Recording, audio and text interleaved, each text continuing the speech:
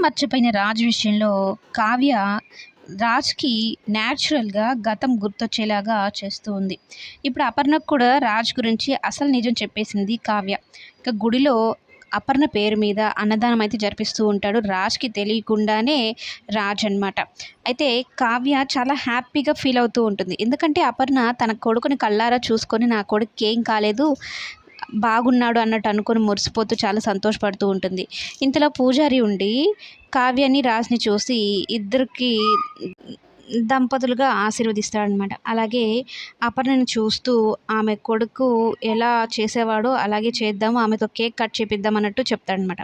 ఇక cake cut చేపిచ్చి Aparna రాజ్‌కి తినిపిస్తుండగా Yamini వస్తుంది. యామిని ఆ సీన్ చూసి నేను ఏదైతే జరగకూడదని కోరుకున్నానో అదే జరుగుతోంది. రాజ్‌కి గతం గుర్తొచ్చేలాగా ఉంది. తన వాళ్ళని కలుసుకునేలాగా ఉన్నాడు.